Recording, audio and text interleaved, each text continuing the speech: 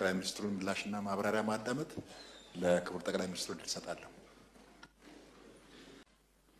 ኢትዮጵያ ሲያምርባት አይኑ የሚቀላ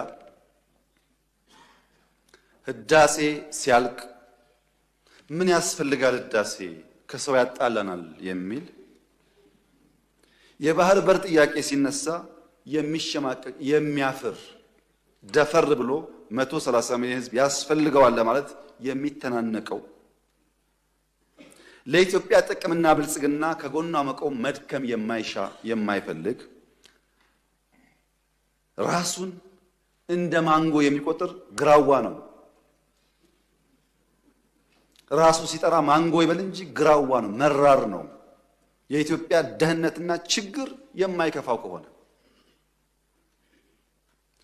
ራስን በጠራህበት መንገድ ብቻ ሳይሆን በፍሬ ትታወቃለህ። እኛ ልክ በፍሬያችን የምንታወቀው ማለት ነው። በከተማ ኮሪደር፣ በገጠር ኮሪደር፣ በስንዴ እርሻ፣ በግሪን ሌጋሲ እንደምንታወቀው አናውቅም ካላችሁ ጠይቁ። ይሄንን በስንዴ ሸልሞናል፣ በግሪን ሌጋሲ ሸልሞናል። የሚያሳዝነው ነገር ኢትዮጵያ ውስጥ ትናንት ገንጣይ አስገንጣይ የሚባለው ስብስብ የነፃ አውጪ የሚባል ስብስብ ፓርቲ ለመባል የመጀመሪያው ፕሮግራሙ ላይ የሚጽፈው የኤርትራ ጥያቄ የቅኝ ግዛት ጥያቄ መሆኑን እቀበላለሁ ነበር የሚለው። ቲፒኤልኤፍ በለው ኦነግ በለው ምናምን በለው ዋና አጀንዳው የኤርትራ ጉዳይ የቅኝ ግዛት ጉዳይ ነው ካላለ የታገለ አይመስለውም። አሁንስ የዛሬዎቹ የባህር በር ጉዳይ እኛን አይመለከትም ካላሉ በስተቀር የታገለው አይመስላቸው። አንድ ነው ፋሽኑ፣ ፋሽኑ አንድ ነው። መማር ግን አልቻሉም። በአንድ ወቅት ቀበሮ ከአንበሳ ጋር ውለታ ውሎላት ድርድር ያደርጋሉ። ውለታ ስለዋልክልኝ አንተ አደና ትቸገር ተቀመጥ፣ እኔ እየፈለኩ ሊታደኑ የሚገባቸው ነገሮች አመጣልሃለሁ ትላለች ቀበሮ። አንበሳ ተስማምቶ ቁጭ ይላል በቦታው ከነክብሩ እና ቀበሮ ስትሄድ አጋዘን ታገኛለች። አጋዘን አልሰማሽም ወይ? ፌስቡክ አላየሽም ወይ? አዲስ ህግ እኮ ወጣ። ምን የሚል ነው? አንበሳ ያረጀው ስለሆነ የደከምኩ ስለሆነ ደህና አጋዘን ከተገኘ ዙፋኑን አስረክባለሁ እያለ ነው። እና ፈልጌ አጣሁሽ የት ነበርሽ ትላታለች።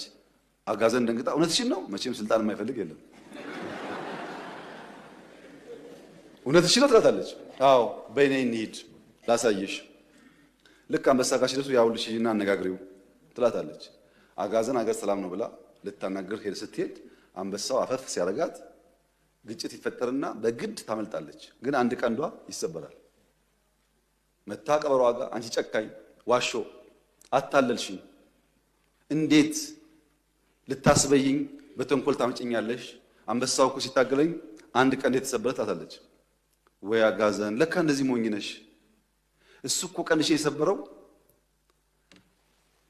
ንግስናውን ሊያስቀምጥብሽ ቀንሽ ስላልተመቸው ለማስተካከል ነው እንጂ ለክፋት አይደለም። ተሸውደሻል አለቻት። ነው እንዴ ብላ ጓጓች። ስልጣን ያጓጓል። ሰውን እየገደለ ያለው ጉጉት ነው መቼም። ተመልሳ ሄደች። ተመልሳ ስትሄድ ቅድም ዘውድ ለማስቀመጥ ነው ቀንድሽን የሰበረው ተብላ ሄዳ ሲታገላት እንደም ስታመልጥ ጭራው ይቆረጣል ያጋዘማ። አሁንም መታ በጣም በምሬት አንቺ ቀበሮ ክፉ እንዲህ ብለሽ ይኸው ድጋሚ ሄጄ ጭራዬ ተቆረጠ አለቻት። አንቺ አጋዘን ያምሻል ወይ? ቅድም ለሚቀመጠው ነበረ፣ አሁን ደግሞ አንቺን ዙፋን ላይ ለማስቀመጥ ጭራ አያስፈልግም ብሎ ነው። አልገባሽም አለቻት። አሁንም ስልጣን ያጓጓል።